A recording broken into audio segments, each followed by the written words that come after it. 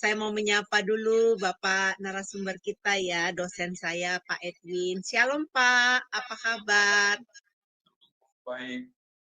Puji Tuhan ya.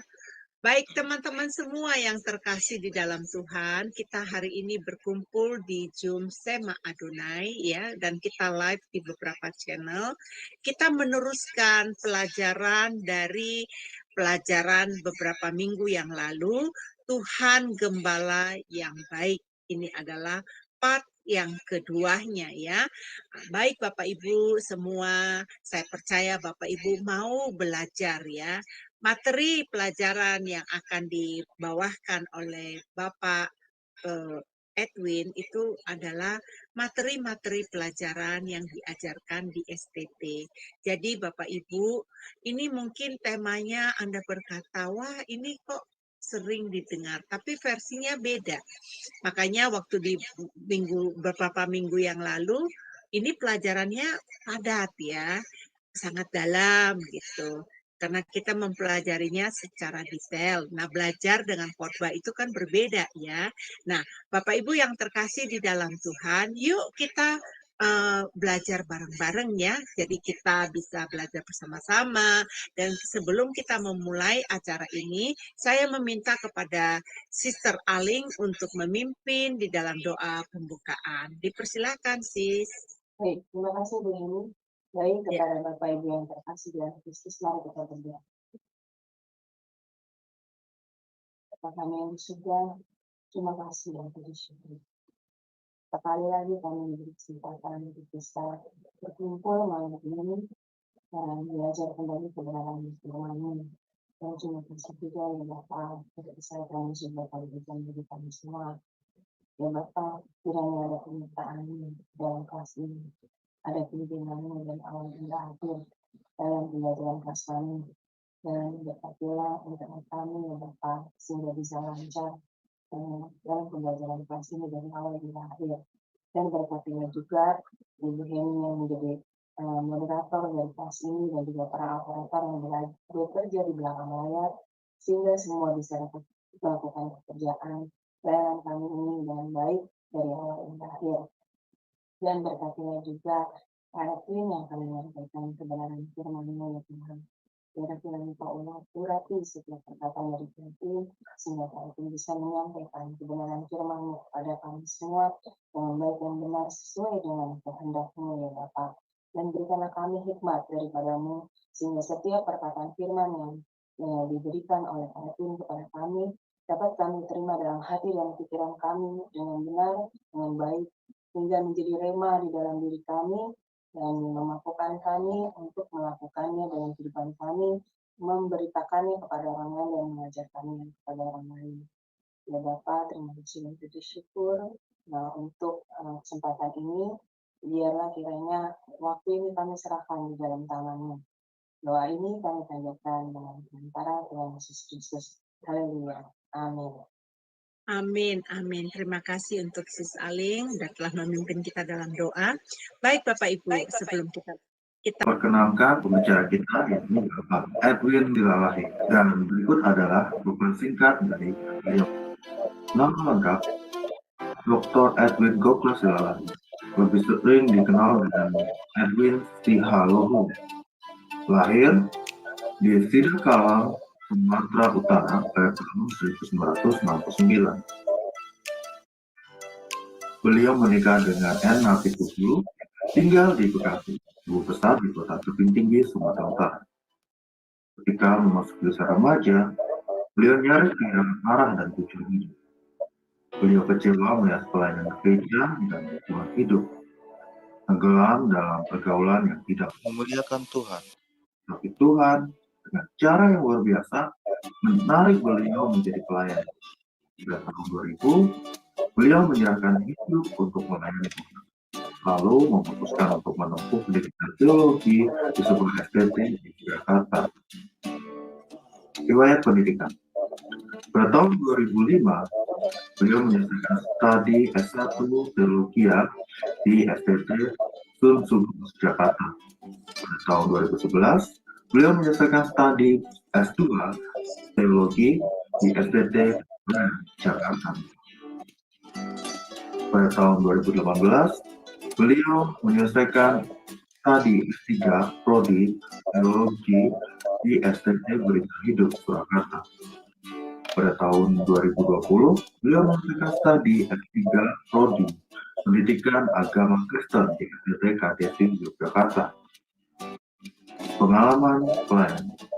Saat ini, beliau menjadi kapolri dan dosen di STT Ilgemene Jakarta. Beliau menggembalakan di SKI Epata di Harjamukti Depok. Beliau pernah berkesempatan melayani di Radio Suara Katulistiwa pada tahun 2007 hingga tahun 2019. Beliau juga mengelola channel YouTube dengan nama program Inten Renungan 3 Bersama dengan beberapa teman, beliau melahirkan BBCO. Kemudian beliau resign sejak Desember tahun 2022. Beliau juga menulis beberapa buku rohani, di antaranya buku tentang keluarga, kepemimpinan gembala, pengantar perjanjian baru, buku bibliologi, bahasa Dari Zoom Sema Adonai terus menyuarakan pengajaran firman Tuhan yang membangun iman. Para narasumber pengajar di Zoom Sema Adonai sangat kompeten dan profesional. Terima kasih untuk Bro Agus yang telah menampilkan profil. Wah, rentetan education dari Bapak Edwin udah sekumpulan, sudah sebasket ya Pak, sudah sekumpulan dikasih di keranjang udah penuh itu Pak. Saya dengar kan dari Bapak mau mengambil sekolah lagi itu, nggak kebanyakan Pak. Iya, ilmu Bapak udah tinggi banget ini Pak. Masih mau kuliah lagi kan? Udah bilang ke kita murid-murid saya mau kuliah lagi gitu. Makanya tadi dari profilnya kan udah banyak sekali titelnya gitu loh. Baik Pak, kita mempersilakan kepada Bapak untuk memaparkan pelajaran. Ya, salam, selamat bertemu kembali teman-teman. Sebelumnya kita mengucap syukur ya untuk peringatan Hari Kemerdekaan 17 Agustus yang ke-78 ulang tahun kemerdekaan kita ya. Kiranya bangsa ini tetap dijaga, dilindungi oleh Tuhan. Nah, saya ingin mengulang tujuan dari judul kita atau tema kita ya. Tuhan Gembala yang baik. Nah, minggu lalu baru 4 ini saya kemukakan ya. Baru saya pikir-pikir ternyata ada yang paling penting itu ini ya, nomor 5. Tujuan dari pelajaran kita ini adalah kita semakin mengenal Allah dalam dimensi yang lebih lengkap atau utuh. Nah, dalam hal ini Allah mengenalkan dirinya sebagai gembala.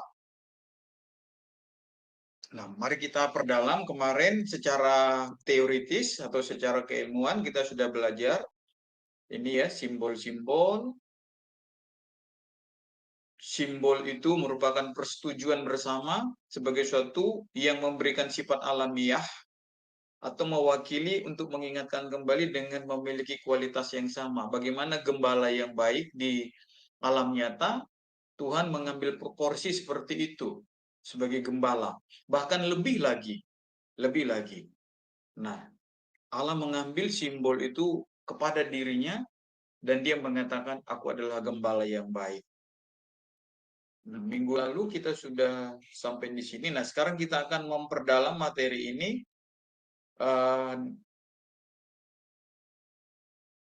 dengan melihat di Perjanjian Lama, pelayanan penggembalaan menurut Perjanjian Lama ya.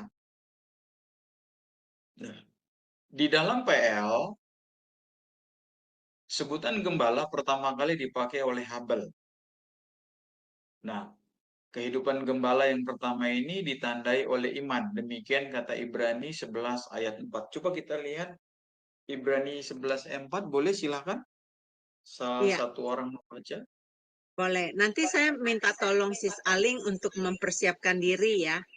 Saya akan cari dulu ayatnya. Nanti setelah ini Sis Aling yang bantuin. Wah, ini Alkitab saya kemana nih? Ayatnya di mana, Pak? Ibrani 11 ayat 4. Oke, baik Pak, saya cari ya Pak ya. Ibrani 11 ayat keempat. Berbunyi demikian. Karena iman Habel telah mempersembahkan kepada Allah korban yang lebih baik daripada korban Kain. Dengan jalan itu ia memperoleh kesaksian kepadanya bahwa ia benar karena Allah berkenan akan persembahannya itu, dan karena iman ia masih berbicara sesudah ia mati. Ya, jadi gembala yang profesi yang pertama kali disebutkan sebagai gembala itu adalah Habel, dan dia dikatakan adalah orang yang beriman.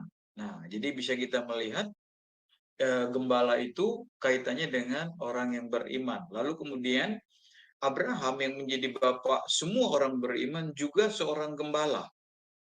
Nanti Bapak Ibu bisa baca ayat-ayat ini ya. Kemudian cucunya yaitu Yakub, termasuk nanti Ishak ya. Tapi yang paling fenomenal adalah kisah Yakub.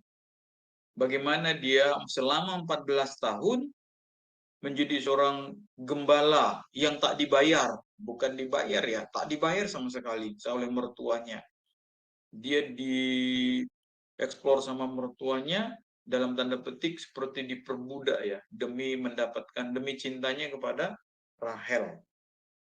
Nah, Yakub seorang gembala, dan selama di rumah pamannya Laban, ia menggembalakan dengan gigih, ulet, dan handal. Dia tidak pernah ngomel, tidak pernah marah, sekalipun dia tidak pernah dibayar oleh mertuanya.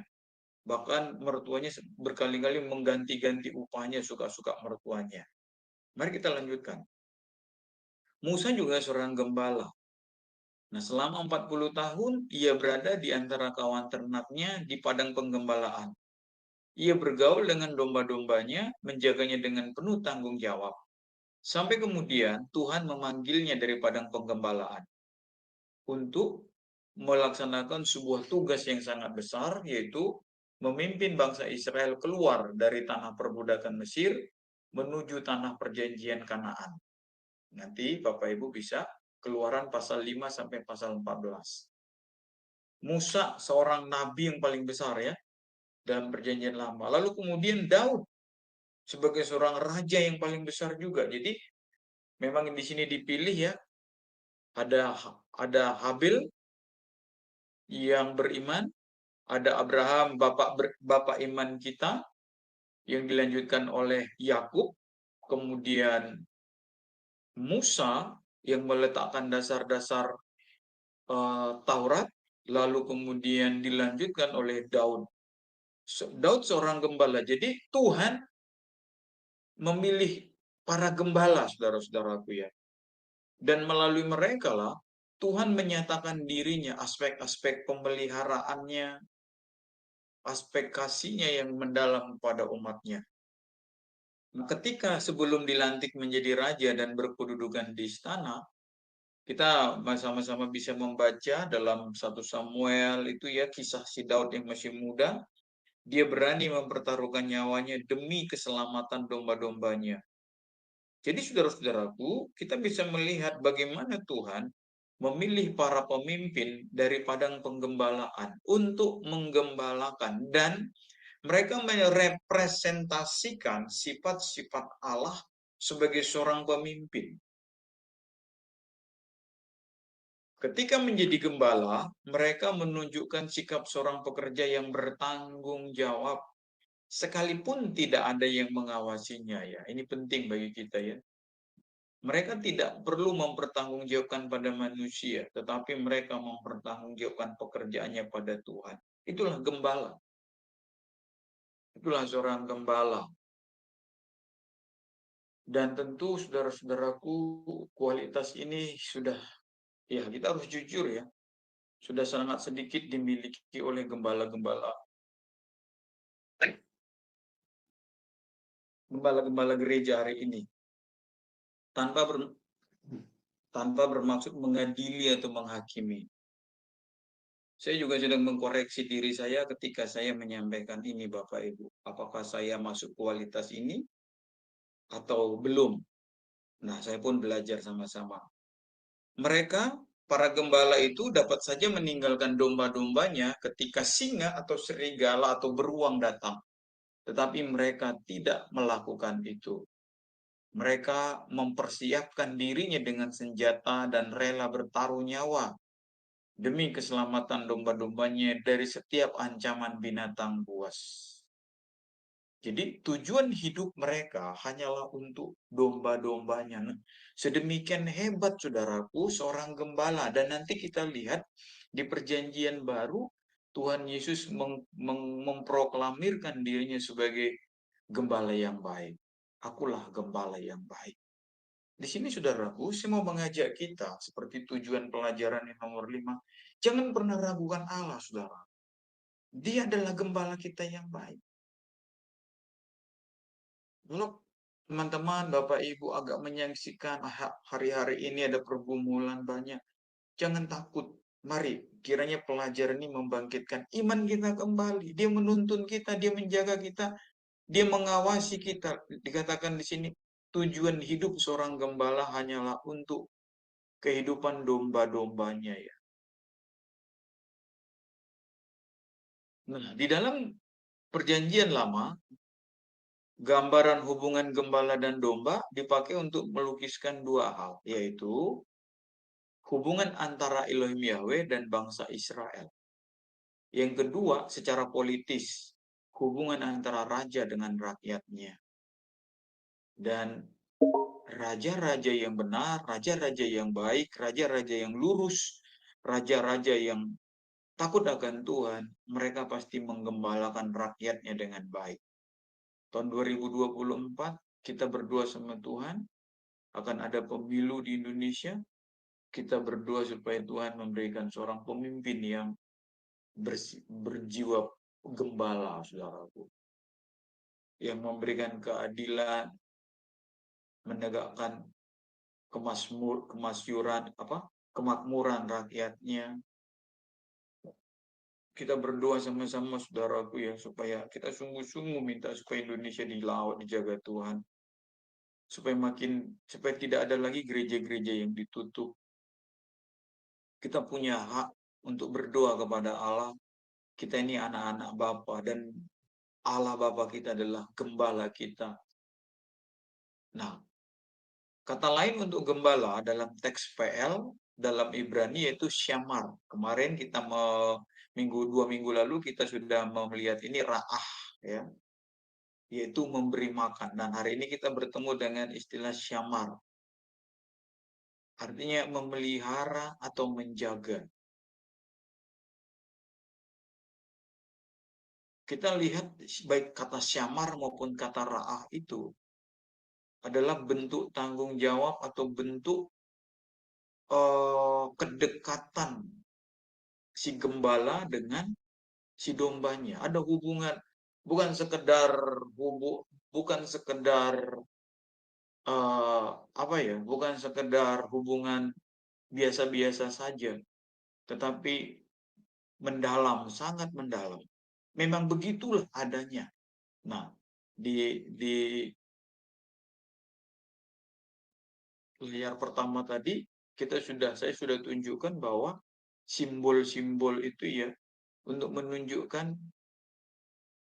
fakta yang ada di lapangan, fakta yang ada dalam realitas dengan kiasan gitu ya. Ada kesamaannya. Walaupun tadi gembala ini menjadi kiasan, tapi hakikat gembala dalam realitas jika ditarik ke belakang akan menunjukkan kualitasnya tadi itu sebagai Allah sebagai seorang gembala. Ada hubungannya. Dia memberi kita makan, dia memelihara, dia menjaga kita, dia merawat kita. Itulah karakter seorang gembala. Maka jangan pernah lari, saudaraku, dari penggembalaan Tuhan. Jangan jadi domba yang berbulu serigala. Sebagai domba, Kita harus melekat kepada Allah. Kita harus jangan jauh-jauh dari Allah supaya kita terlindungi dengan aman. Pun kalau kita lari, tersesat, dicarinya kok gitu ya. Tapi jangan gara-gara, aku dicari Allah. Lalu kita suka-suka. Kita menjadi kambing itu namanya ya. Kita mau mengubah diri hakikat kedombaan kita menjadi kambing. Yang lebih parah itu kita mau menjadi serigala. Nah, bangsa Israel secara teokratis artinya secara pemerintahan Allah digembalakan, dipimpin, dipelihara, diberi petunjuk oleh Allah langsung. Mari saudaraku, kita sadari hakikat kita sebagai domba-domba Allah. Yang kita mempunyai seorang gembala yang tidak tertidur baik siang maupun malam, gitu ya. Mari kita lanjutkan dulu. Nah, mari kita lihat gambaran gembala di zaman Israel kuno. Zaman Israel kuno, gembala tinggal bersama-sama dengan kawanan ternaknya. Baik siang maupun malam, saudaraku. Seorang gembala membimbing kawanan dombanya ke padang rumput hijau dan ke sumber-sumber air untuk memberi minum. Kita pernah membaca ya, ketika Yakub lari ke padang Aram, lalu ketemu dengan anaknya Laban itu, Rahel dan Lea. Mereka memberi minum ya. Lea dan Rahel menimba air untuk memberi minum domba-dombanya sampai puas. Nah, apabila malam tiba, sang gembala menjaga mengawasi domba-dombanya dari binatang buas dan dari incaran perampok yang sering mengintai domba-domba itu ya. Jadi bukan hanya binatang buas, tapi para perampok juga ya. Kalau kita ibaratkan ke manusia, ini nabi-nabi palsu ya. Bukan hanya iblis, roh-roh jahat itu, tapi para nabi-nabi palsu pun sering mengintai kita sebagai domba-domba Allah. Dan ini saudaraku, seorang gembala bisa saja terbunuh pada saat mencoba bertanggung jawabnya Allah itu, saudaraku. Mari kita bangkitkan iman kita, saudaraku. Jangan berkeluh kesah lagi. Yakinlah. Biarlah pelajaran ini izinkan hati kita disentuh oleh kalimat-kalimat ini, saudaraku, pengetahuan ini. Supaya kita makin bertumbuh iman kita. Kita menjadi domba-domba Allah. Domba-domba yang merindukan Sang Gembala Agung. Sehingga pemeliharaan itu sempurna bukan hanya bagi kita, tapi bagi keluarga kita, suami, istri, anak-anak, cucu, menantu, generasi kita, bahkan lebih luas lagi. Mereka merasakan kasih sayang Tuhan dengan kehadiran kita. Mari saudaraku, tentu ini bukan pelajaran yang mudah. Sebab kita tahu sama-sama, kita begitu mudah berubah jadi kambing ya. Tanduk kita kadang-kadang tumbuh gitu ya. Nah, dengan lemah lembut, seorang gembala memelihara domba yang sakit. Anak-anak domba yang masih kecil, ia lindungi dengan penuh kasih sayang. Berapapun jumlah dombanya, si gembala tetap mengenal setiap ternaknya. Wah, bukankah ini sebuah kesukacitaan yang luar biasa bagi kita? Dan hebatnya, ia memberi nama kepada setiap ekor gitu ya, ke setiap pribadi dan memanggil domba-domba dengan nama masing-masing. Nah, di kitab Wahyu, saudaraku, saya lupa ya, saya nggak sempat kutip. Di kitab Wahyu ada satu ayat yang mengatakan dia akan memanggil, dia memberi nama yang baru kepada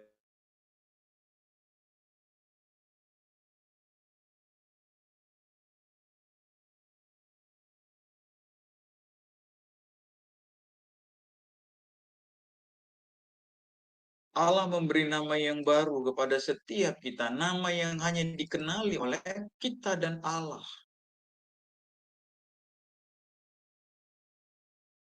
Nanti saya cari ayatnya ya. Dia memberi nama kepada nama yang baru, kata Alkitab. Dia memberi nama yang baru. Dia punya nama kesayangan bagi kita.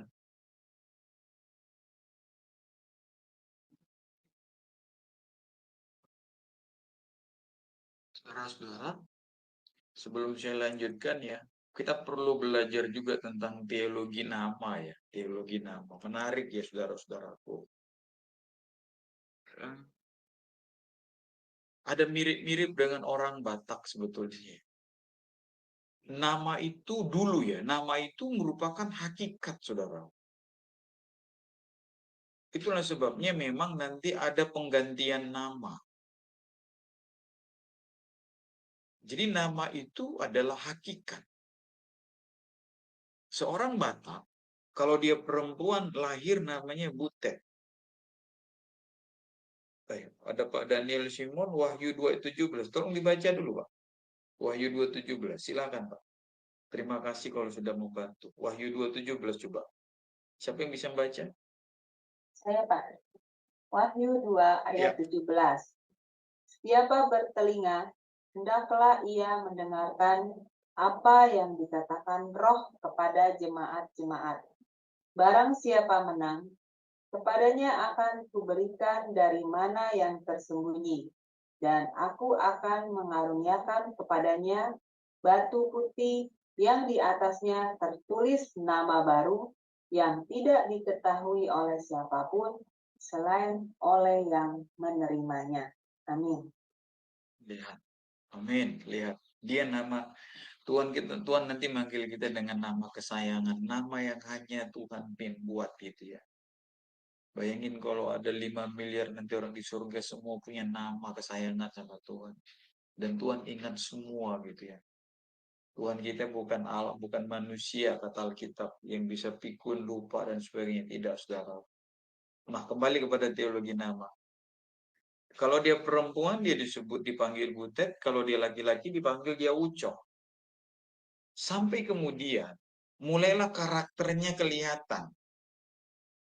Itulah sebabnya ketika parasnya cantik, tubuhnya bagus, atau perkelakuannya baik, maka kemudian namanya nanti dikasihlah namanya si Uli. Si cantik. Ya cantik parasnya, cantik hatinya, maka dia dinamain si Uli gitu ya. Misalnya kalau dia kuat, bisa ngangkat kalau laki-laki dia bisa ngangkat batu yang besar, lalu dipanggil nanti mungkin si Gogu gitu ya, si kuat, strongman gitu ya. Nah, itulah sebabnya betapa pentingnya Allah begitu mengikrarkan nama Yesus sebagai Immanuel. Bahkan ketika Yesus belum lahir. Dan yang kedua orang yang hebat itu adalah Yohanes Pembaptis. Begitu dia lahir, langsung bapaknya kasih nama Yohanes itu ya. Makanya orang-orang kaget gitu ya. Nah, Petrus dan Simon nanti diganti Tuhan jadi si Petra. Demikian juga Saulus dan jadi Paulus itu, tapi itu bukan pergantian. Paulus itu memang nama populernya ya. Dia lebih populer di situ nanti. Abram jadi Abraham itu ya saudaraku. Jadi nama itu bukan seperti Shakespeare mengatakan apalah arti sebuah nama, tidak. Nama itu identitas, nama itu hakikat. Nah, jadi sama kayak orang jahat ya. Kayak kita punya teman yang suka telat gitu ya. Lalu kita panggil dia si telat gitu. Oh siapa? Si Edwin. Edwin ini si telat. Nah, jadi gitu kan. Ada hakikat kita labelkan pada dia. Ada si jujur. Oh si jujur itu jangan main-main, jangan ajak-ajak korupsi, nggak bisa, kamu nggak bakal mampu. Kenapa? Dia jujur, maka dia digelari si jujur. Nah jangan-jangan nanti kalau di surga Tuhan memang kasih namanya si jujur gitu ya. Kita nggak ada yang tahu gitu ya. Mari saudaraku, pastikan siapa hakikatmu di hadapan Tuhan. Maka nama-nama yang indah akan Tuhan persiapkan bagi kita. Oke, saya teringat aja tadi ini. Nah, pemberian nama ini penting guna menjaga keselamatan domba dari gembala-gembala palsu yang mencoba mendekati kawan itu. Saya kutip dalam Yohanes 10 ayat 3-5. Untuk dia, penjaga membuka pintu dan domba-domba mendengarkan suaranya. Dan ia memanggil domba-dombanya masing-masing menurut namanya dan menuntunnya keluar. Jika semua dombanya telah dibawanya keluar, ia berjalan depan mereka dan domba-domba itu mengikuti dia. Karena mereka mengenal suaranya. Tapi seorang asing pasti tidak mereka ikuti, malah mereka lari daripadanya. Karena suara orang-orang asing itu tidak mereka kenal. Dia memanggil domba-dombanya, saudara-saudaraku. Pernahkah kita mendengarkan panggilan Tuhan? Ketika kita tidur, dia panggil nama kita, dia panggil hati kita ya. Itulah yang kita sebut kayak digerakkan itu ya nurani. Kayak aku dipanggil Tuhan gitu ya. Kayak aku, hatiku kayak digerakkan Tuhan. Jangan abaikan saudaraku. Tuhan tiba-tiba menggerakkan kita untuk berdoa. Ayo kita berdoa saja gitu ya. Jangan kita bilang, aduh Tuhan nanggung gitu ya. Lalu sambil rebahan. Kalau memang kita tanggapi, kita beri respon yang baik, tentu Tuhan akan perbesar kapasitas kepekaan kita. Jadi ada nama ya, Tuhan memanggil kita, Tuhan menggembalakan kita. Dia mengajak kita tiap pagi untuk berjalan, melanjutkan hidup, bekerja, mencari nafkah. Lalu malam kita dipanggil pulang untuk istirahat, tidur, jangan macem-macem hidupnya gitu ya. Nah, demikian mulianya panggilan menjadi gembala. Perjanjian Lama melukiskan Allah sebagai gembala Israel. Lemah lembut dalam pengasuhannya, terkadang membina kawanan dombanya dengan kemarahannya. Allah juga bersikap tegas. Lalu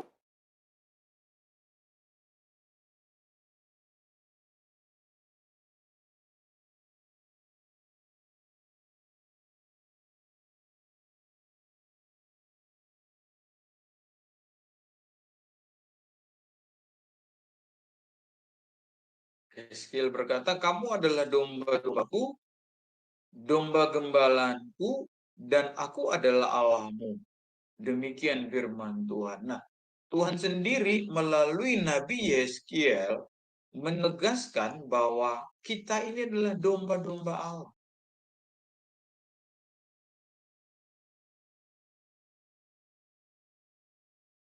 Wah, saya tidak tahu bagaimana perasaan Bapak Ibu membaca ini ya. Apakah berbunga-bunga, mekar gitu ya. Dan menyadari sepenuhnya kita ini dipelihara Allah gitu ya. Kalau gembala manusia aja tidak rela lihat dombanya kelaparan, bila penting ada seekor singa di depan padang penggembalaan, singa itu akan dihalaunya. Yang penting dombanya makan, dia tidak sayangkan nyawanya. Itu gembala manusia terhadap seekor binatang domba. Masakan Allah kita gembala sejati tidak melakukan hal seperti itu, saudara-saudaraku. Dia tentu melakukannya bahkan lebih hebat lagi. Kamu adalah domba-dombaku, domba gembalaanku, dan aku adalah Allahmu. Demikian firman Tuhan. Firman Tuhan Allah. Yeskiel 34 ayat 31. Nah, dalam konteks bangsa Israel,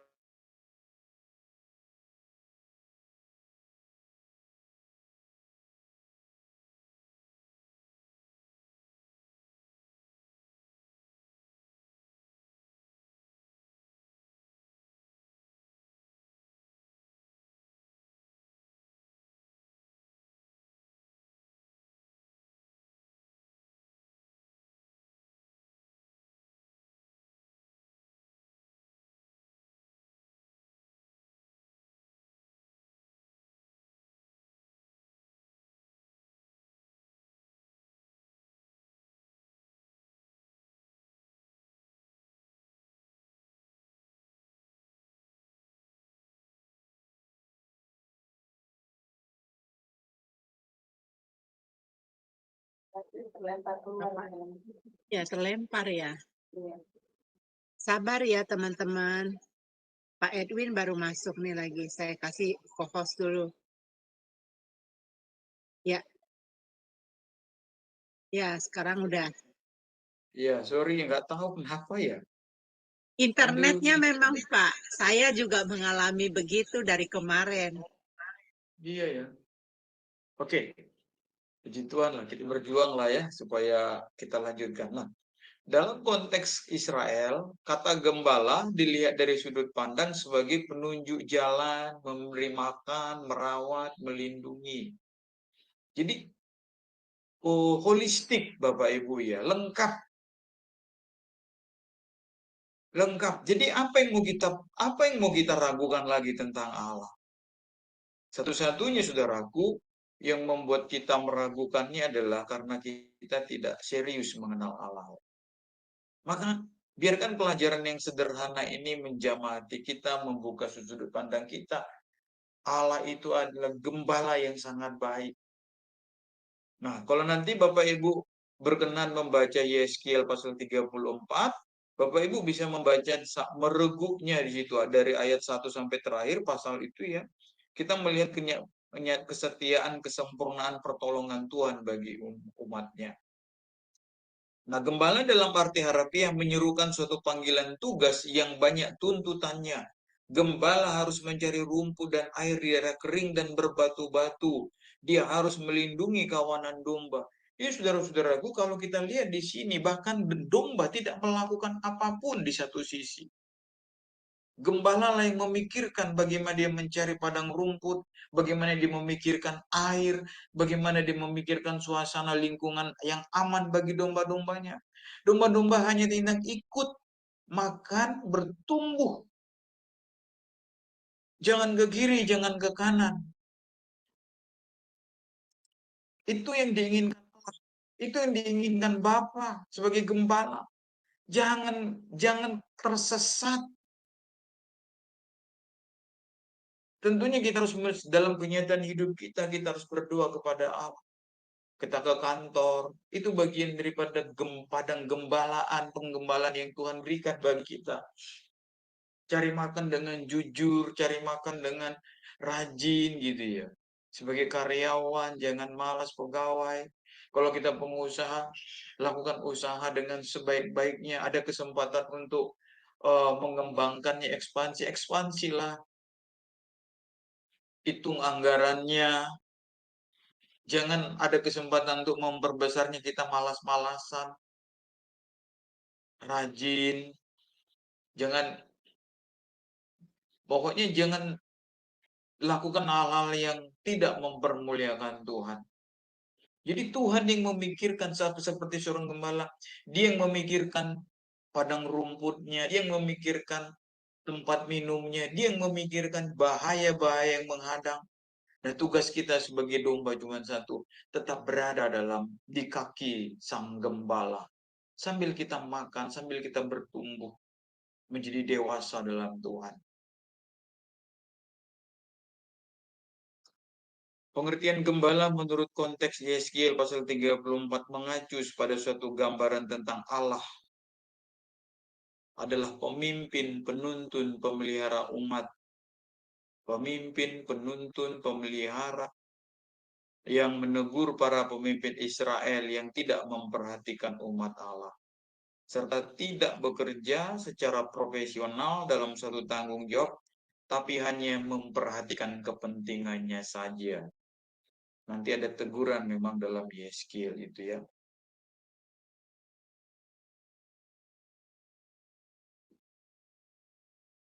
Nah, dalam Mazmur 23 kita bisa membaca bagaimana pemazmur menangkap pikiran Allah.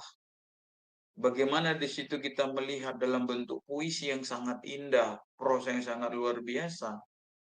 Tentu dalam tuntutan ilham atau wahyu Allah, Allah mengungkapkan dirinya dalam bentuk frase, dalam bentuk sastra yang sangat indah gitu ya. Ia membaringkan aku di padang yang berumput hijau. Ia membimbing aku ke air yang tenang. Ia menyegarkan jiwaku. Ia menuntun aku ke jalan yang benar.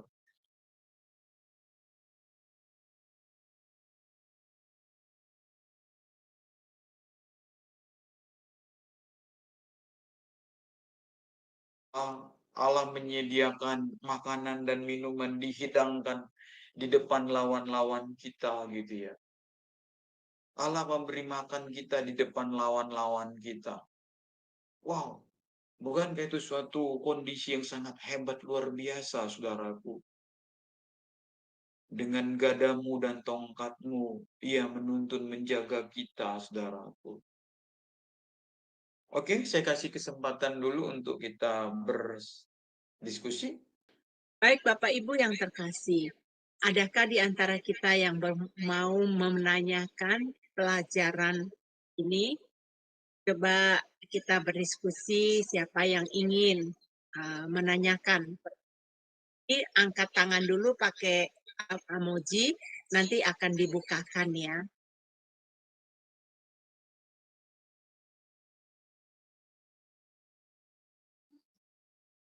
Ya silakan Sister Aling, silakan. Baik, Shalom, selamat malam Pak Erwin, Bu Yani. Ya, Bu. Pak, Ya. saya mau menanyakan, apakah menjadi seorang gembala itu harus ada karunia atau memang bisa menjadi gembala itu ya suka-suka kita gitu Pak? Apa bagaimana? Ya, terima kasih. Sejatinya ada karunia, Bu. Karena nanti stressingnya kan tinggi ya, jadi gembala itu ya, tekanannya itu tinggi sekali ya. Jadi kalau memang dia nggak siap-siap, nggak memang dipanggil Tuhan jadi gembala, berarti tidak akan mampu. Makanya kan ada karunia mengajar, karunia menggembalakan, karunia-karunia pelayanan itu kan ada dalam Korintus ya, dalam Roma juga. Jadi karunia-karunia pelayanan itu ada sebagai guru, ada sebagai seorang gembala. Nah, itulah nanti semua bersinergi dalam gereja. Cuman urutan itu apa? Kekayaan karunia pelayanan itu di gereja modern saat ini didominasi oleh sang gembala. Seakan-akan gembala lah pemilik gereja. Jadi pelayan-pelayan karunia yang lain tidak menonjol gitu ya, karena dianggap saingan dan memang ada gairah ke situ gitu ya, ada gairah ke situ manusia modern saat ini. Misalnya dia punya karunia kesembuhan ilahi, dia akan cenderung untuk membuka gereja, membuka pelayanan atau membuka ministry atau apapun namanya. Dan ujung-ujungnya kita tahu sama-sama, ujung-ujungnya nanti duit kan gitu. Atau kalau saya terlalu keras mengatakan ini, apa coba? Mau apa? Nama baik, nama besar. Nah, memang ada. Lalu kita lihat nanti di Timotius, untuk menjadi penilik gitu ya, karunia penilik. Jadi bukan gembala dia, tapi pelayan-pelayan diakonos itu ya. Di sebuah gereja ada pelayan Tuhan yang memiliki karunia hikmat, misalnya khotbah bagus gitu ya. Orang ini kadang-kadang lebih populer dari gembalanya dan dia kadang-kadang kurang hormat sama gembala gitu ya. Padahal jika tidak ada gembala, dia tidak dipakai Tuhan di situ. Gitu. Karunia dia pun tidak ada gunanya. Semua karunia itu hanya berguna dalam gereja. Tapi sekali lagi sekarang dalam gereja modern, dalam kehidupan organisasi modern hari ini, ya orang-orang yang merasa punya karunia lebih itu karunia hikmat, misalnya dia jago berkhotbah, puas Alkitab, dia bagus. Orang-orang seperti ini cenderung untuk bikin independen. Dia buka pelayanan independen yang tidak dibawahi seorang gembala. Maka dia tidak digembalakan. Nah, seorang pelayan Tuhan yang tidak digembalakan, apalagi punya karunia yang begitu hebat, ya mengerikan lah menurut saya. Maka penting untuk digembalakan. Itulah sebabnya kayak saya pun digembalakan oleh gembala senior kami. Nah, kalau saya kayak Tuan Takur di situ ya di gereja itu selesai. mending kututup lah gitu ya, atau mending ditutup Tuhan pelayanan itu supaya aku jangan masuk neraka. Maka aku harus berjuang, berdoa supaya Tuhan munculkan pelayan-pelayan itu yang bisa kerjasama, yang bisa mendukung pelayananku. Dan kalau ada Tuhan orbitkan di antara jemaat yang hebat berkhotbah, punya karunia hikmat, punya karunia iman, ayo sama-sama kita mau melayani domba-domba Allah itu. Tapi jangan menelikung, jangan merasa karena wah karunia saya lebih keren, saya mau unjuk gigi gitu ya, saya mau hebat-hebat sendiri. Lalu mulailah ditelikung jemaatnya, akhirnya buka di sana di ujung sana gitu ya, jemaat ditarik ke sana. Ya begitu-begitu gitu ya. Nah, kenapa terjadi seperti itu? Ya karena orang tidak mau tunduk pada otoritas. Kuncinya di situ ya. Nah, kalau kita tunduk pada otoritas, kita bersedia digembalakan. Nah, lewat penggembalaan itulah kita bertumbuh atau ditumbuhkan Tuhan. Nah, sebetulnya harus jadi mitra juga ya. Gembala pun nggak boleh merasa jadi tuan takur. Nah, di situ dia. Gembala nggak boleh merasa jadi bos. Bahwa gembala itu adalah pelayan gitu. Dan kita semua mengabdi pada gembala agung. Nah, kenapa? Jadi memang jadi kayak apa ya? Ya lingkaran setan, saling salah-salah semua gitu ya. Oke, dibuka seorang gembala, jemaatnya 10, kemudian Tuhan kirimkan ada yang punya karunia. Lalu dengan kehadiran orang ini penggembalaan di backup, lalu jemaat nambah jadi 100 orang. Nah, mulai nih, ini gara-gara aku nih kata yang satu. Lalu si gembala ini merasa bahwa dia ada gembala yang ditaruh Tuhan di situ. Dan dia merasa tersaingi sama yang satu ini. Akhirnya apa? Dimatikan, nggak dikasih kesempatan lah. Dirancang untuk buka cabang lah, dikirimlah ke daerah yang nggak berkembang gitu-gitu ya. Akhirnya manipulasi. Jadi memang intinya memang ada gembala dan mari kita kenali mari kita kenali karunia-karunia pelayanan kita. Jadi karunia itu ada 2 ya. Karunia roh, Roh Kudus, 1 Korintus 12 itu ya. Karunia iman, karunia menyembuhkan penyakit, karunia berbahasa roh dan seterusnya. Nah, yang kedua karunia pelayanan itu, ada guru, ada gembala, ada imam, ada nabi, ada pengajar, ada diakonus dan seterusnya. Tapi memang seperti saya dulu punya prinsip tidak mau jadi gembala, Bu Hui, boleh. Saya lebih berpikir dulu saya lebih suka bergabung aja di gereja, lalu memperkuat gereja itu dan saya tunduk pada otoritas. Sampai kemudian walaupun ada gitu ya, tapi saya enggak karena saya tahu berat sekali gitu ya. Karena kita kan mau benar-benar menggembalakan itu bukan mau cari duit di situ gitu ya. Kita benar-benar saya udah ceritakan kan beberapa waktu lalu bagaimana saya dan istri gitu ya dalam tempo 4 bulan apa 6 bulan tuh 50 juta beberapa habis gitu saja gitu ya sebelum COVID itu. Nah begitu COVID habis kontrak udah selesai kita beli sound system apa semua habis 50 jutaan dalam tempo 4 bulan aja tapi kemudian memang kita gunakan lagi. Nah, kalau orang nggak siap itu kan udah nyerah dia. Tapi ini kan semangat lagi, kita rintis lagi di tempat yang baru. Kita nggak sanggup menyewa tempat yang mahal, kita sewa aja dulu rumah. Rumahnya kita rombak sedikit, kita dandanin, udah kita kerjakan. Nah, hari ini sudah ada 15-20 orang yang ibadah gitu ya. Nah, senang juga. Jangan dikira saya juga nggak goyang juga mula-mula. 6 bulan cuma 5-6 orang gitu. Aduh Tuhan gimana ya? Bener nggak aku dia punya karunia gembala? Saya tanya juga Bu dalam hati saya. Tapi kemudian Tuhan kirim 1 orang, 1 keluarga. Tuhan kirim lagi gitu ya. Berarti Tuhan mendengar jawaban doa gitu kan. Nah, semangat lagi gitu Bu. Nah, ini rencana mau beli rumah supaya kita bikin permanen. Setelah sakit COVID itu, saya merenung-renung ya. Lalu saya Itulah momentumnya saya jadi ini, memberanikan diri membuka penggembalaan. Dengan segala risikonya, siap gitu. Gitu ya Bu. Saya terima kasih Pak Edwin, saya menjadi mengerti sekarang penjelasannya. Terima kasih ya Pak Edwin, Tuhan berkati. Ada rencana Iya. mau menggembalakan? Enggak, saya hanya mencari pengertian yang benar tentang penggembala itu apa gitu Pak. Iya, terima kasih Pak. Cocok loh buat Sis Aling ini menggembala. Orangnya sabar. Iya. Enggak. Siapa Ini tahu dari murid tim penggembalaan dulu. iya. Iya, terima kasih Murid Pak. Bapak yang baik ini. Ibu Puiling gereja di mana Bu? Beribadah di gereja apa?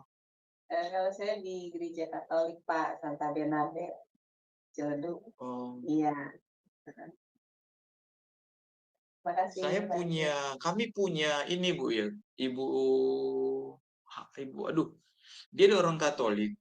Kita nggak tahu jalan hidup ini ya. Sudah tua dia, sudah punya menantu.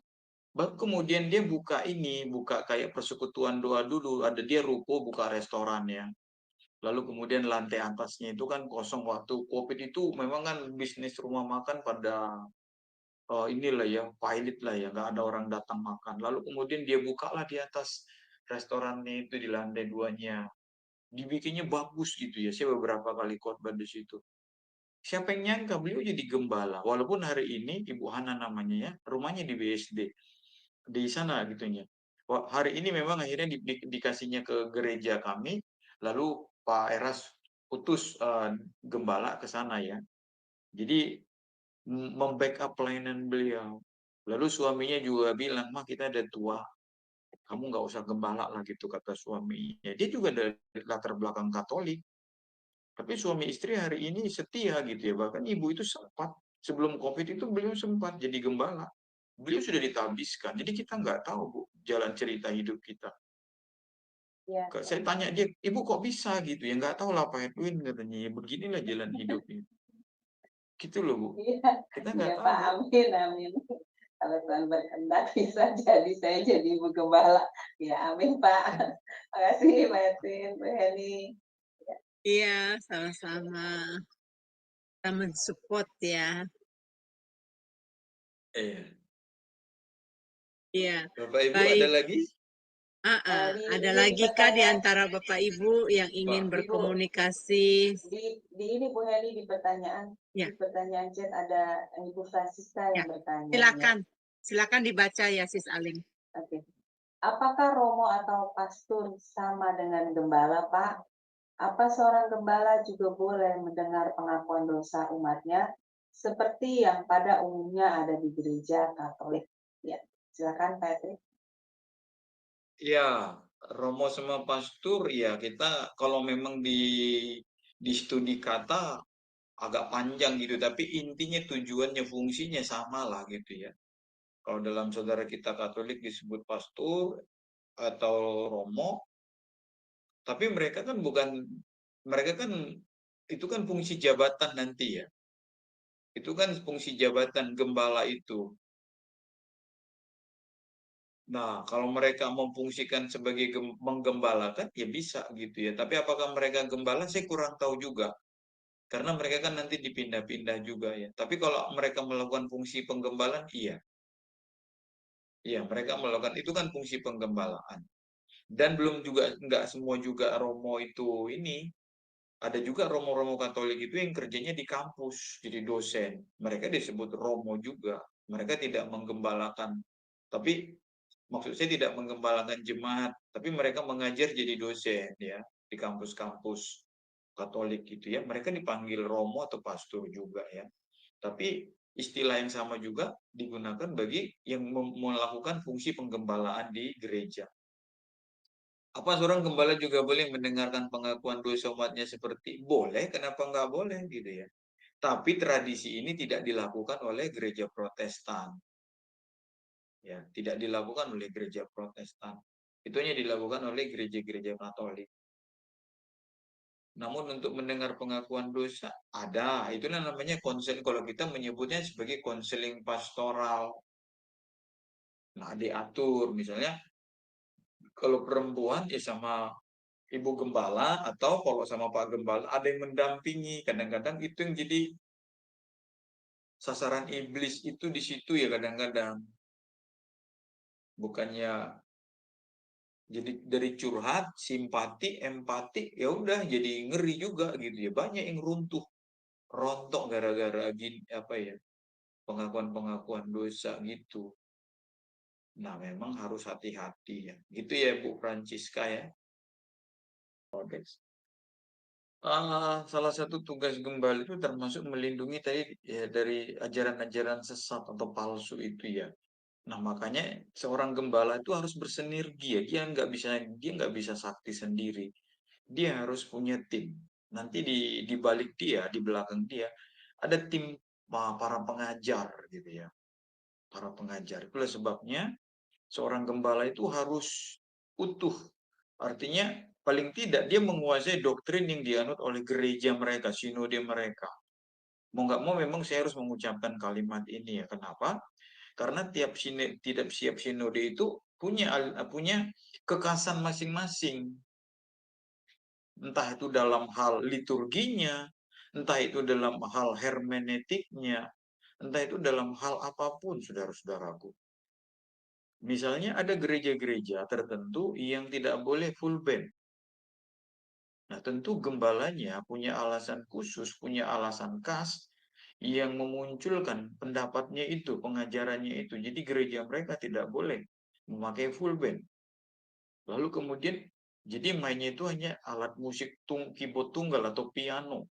Seperti gereja-gereja mainstream pada umumnya. Mereka dari zaman ke zaman itu hanya orgel tunggal itu. Makanya anak-anak mudanya menjadi begitu boring ya, begitu bosan. Dari dia lahir sampai dia umur 50 hanya itu aja alat musik yang dia dengar. Tapi garis doktrin yang diajarkan gereja sudah tegas. Tidak membuka kesempatan sama sekali bagi alat-alat musik lain untuk masuk dalam tata ibadah. Kalau untuk pagelaran, selebrasi misalnya, acara Natal, acara gereja-gereja gitu, mereka boleh-boleh aja. Misalnya gereja tertentu pakai musik tradisi, ya, misalnya pakai gondang, pakai angklung, ada. Tapi begitu ibadah, mereka nggak boleh gitu, tabu, nggak boleh, harus orgel itu aja. Nah, disitulah memang gereja itu membentengi jemaatnya di satu sisi. Tapi kemudian kita lihat perubahan-perubahan zaman. Maka gereja harus kembali mempelajari Alkitab. Betulkah tidak boleh alat musik selain orgel yang dimainkan di gereja? Itu hanya baru dari sisi liturgikanya ya. Nah, kemudian kalau kita masuk dalam pengajaran-pengajaran doktrinal lain. Nah, di sini gembala memang harus menjaga betul-betul domba-dombanya. Nah, kalau kita sudah bertemu dengan bidat atau heresi tadi itu, tentu gereja harus tegas. Gereja harus tegas. Terutama apabila jemaat mereka orang tersebut adalah jemaat mereka yang sudah digembalakan sejak kecil atau sejak dari turun-temurun di situ. Tentu kalau ada jemaatnya datang, mereka menceritakan ini itu di luar sana, atau mereka mendengar di siaran TV, di siaran radio, siaran YouTube, lalu mereka mulai goyang, mereka mempertanyakan kebenaran, keabsahan dari sebuah berita atau ajaran yang mereka dengar. Nah, gembala harus bisa menjawabnya dengan tegas. Hari ini memang zaman postmodern ini kita sudah makin abu-abu, Pak Kodek ya. Makin abu-abu ya. Makin abu-abu. Makanya ada buku Stefri Lumintang ya, Pak Stefri Lumintang, dia menulis teologi abu-abu gitu ya. Bagaimana samarnya ajaran-ajaran motivasi-motivasi dunia itu masuk ke dalam gereja karena sistem hermeneutik yang digunakan tidak ketat gitu ya. Jadi dia mengajarkan ini eisegese. Jadi dia memasukkan yang ada dalam pikirannya ke dalam Alkitab. Harusnya eksegese. Dari dalam Alkitab itu diexit ya, diambil keluar. Untuk kemudian diterapkan dalam kehidupan kita. Bukan kita masukkan dari pemikiran kita, lalu dicocokkan dengan ayat Alkitab. Salah satu yang paling fenomenal itu 2005, 2010-an ya, yang hyper grace itu ya. Allah tidak akan menghukum manusia. Itu mengerikan itu ya. Allah tidak akan menghukum manusia. Sebab Allah mana yang tega menghukum manusia. Dan itu tentu ajaran-ajaran dari agama-agama lain. Filsafat-filsafat yang lain. Sampai pada suatu hari saya lupa itu ya. Datanya di Amerika berkumpullah para pemimpin ini atas nama humanisme ya, atas nama kemanusiaan. Berkumpullah ahli-ahli agama dari seluruh dunia dalam sebuah konferensi. Lalu salah seorang tokoh agama waktu itu bukan Kristen mengatakan, saya tahu namanya tapi tidak saya sebutkan di sini. Dia mengatakan begini, adalah sebuah dosa ketika kita mengatakan orang berdosa dan masuk neraka. Wah, dan itu ditepuk tangani. Kalimat itu ditepuk tanganin. Setuju. Adalah sebuah kejahatan kalau kita mengatakan yang jahat, kau jahat gitu ya. Apa dasarmu mengatakan kau jahat? Nah kan ngeri, Pak. Nah, seperti misalnya belum lama ini kan kita mendengar bagaimana di Eropa, di Belanda, katanya penjara kosong. Lalu dalam hati kita kan muncul begini, betulkah kejahatan di sana berkurang? Atau kejahatan itu diringankan, Pak? Menurut saya gini, di lampu, kalau dulu di jalan ada traffic light, kita akan menunggu giliran. Ketika merah kita berhenti, hijau kita jalan. Tetapi ketika traffic light itu dimatikan, semua orang boleh jalan sesukanya. Nah, kalau itu yang terjadi, kan makin mengerikan. Jadi tidak ada ukuran moral lagi. Tidak ada ukuran benar lagi yang standar. Jadi jangan bangga, jangan hebat dulu bilang, luar biasa ya. Bukan kejahatannya yang kurang gitu ya. Tapi kejahatan itulah yang kemudian derajatnya dikurangi gitu. Misalnya dulu homo itu dosa. Nah sekarang homoseksualitas itu bukan dosa. Otomatis pernikahan homo bukan lagi dosa, bukan lagi kejahatan. Pelacuran itu dosa. Tapi kemudian pelacuran itu dilokalisasi. Anda boleh berzina, Anda boleh di sini tempatnya, disahkan. Nah kan kayak gitu kan. Nah makanya untuk bicara bidat atau heresi itu kita makin mengerikan sekarang ini. Makanya kita harus masuk lagi kepada Alkitab. Padahal Alkitab mengajarkan dosa itu adalah semua hal yang bertentangan dengan kehendak Tuhan. Semua hal yang tidak memuliakan Tuhan. Maka di dalam Yakobus 4 ayat 17, coba dibaca salah satu Yakobus 4 ayat 17.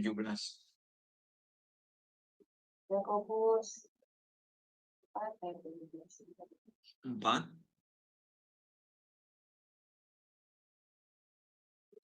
ayat 17.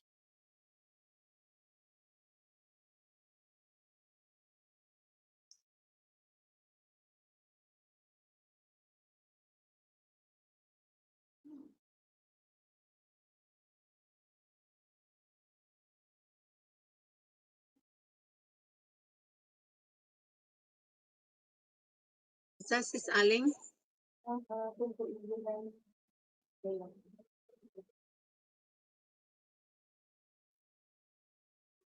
saya lagi Ada gambar Yakobus berapa Pak? 4 ayat.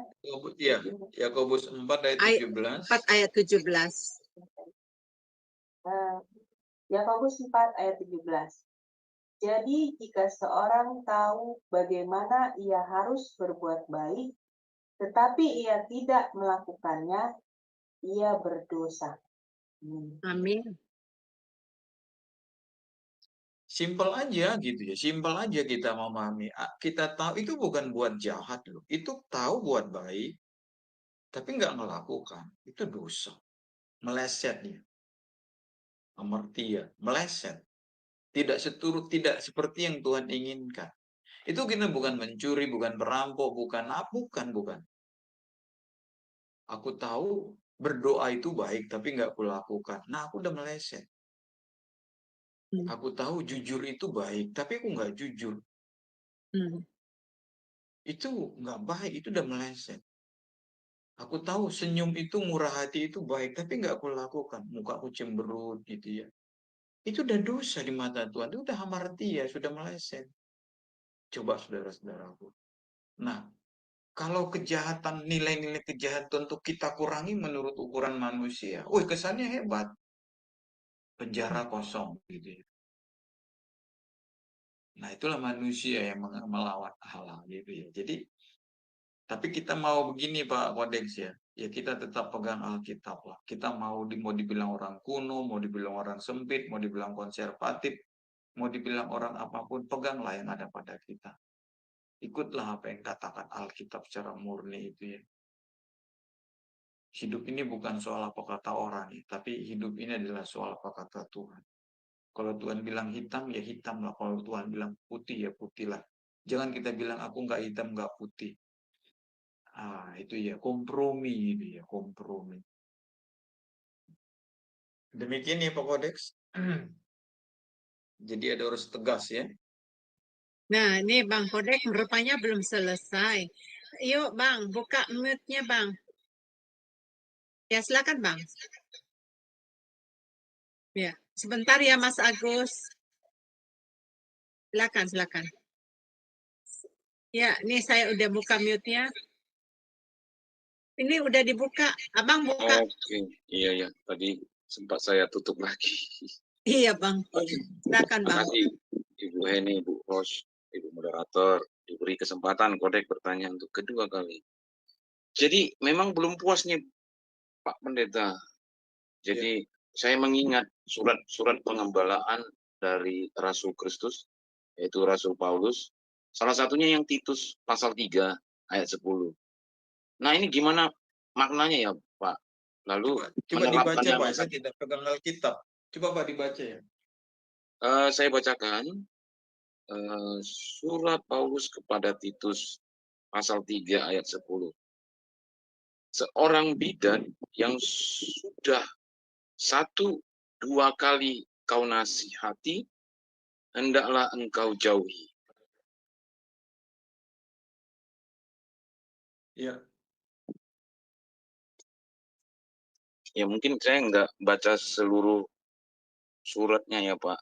Cuma pas poinnya ini makanya aku tahu berarti dalam pengembalaan ketemu yang hal-hal begini. Ini kan memang harus dijauhi Pak, itu betul sekali kan. Jadi dihindari. Makanya kan di ayat 9-nya kan dikatakan hindarilah persoalan yang dicari-cari. Hindari memang. Yang bodoh, persoalan silsilah, percekcokan, pertengkaran mengenai Taurat, karena semua itu tidak berguna dan sia-sia. Artinya bukan Taurat yang sia-sia, tapi pertengkaran, perdebatan itu yang sia-sia.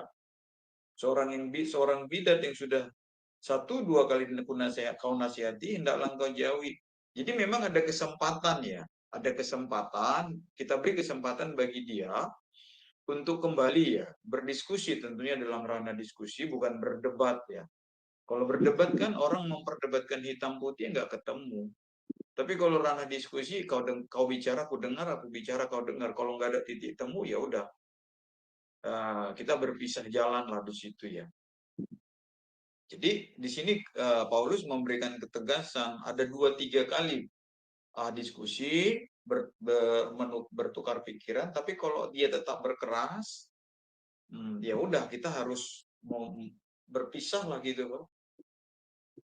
Karena di ayat 11 engkau tahu bahwa orang semacam itu benar-benar sesat dan dengan dosanya menghukum dirinya sendiri. Jadi biarkan dia dengan kesesatannya itu.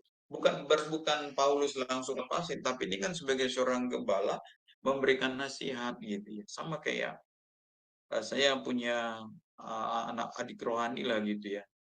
Saya nasihati, saya bantu juga keuangannya, saya suruh dia bertobat, saya doain dia nangis-nangis. Tapi kata-kata orang dia masih terlibat. Ini bukan soal pengajaran, dia masih main judi online. Akhirnya pada suatu hari dia melarikan diri, dikejar-kejar utang gitu ya.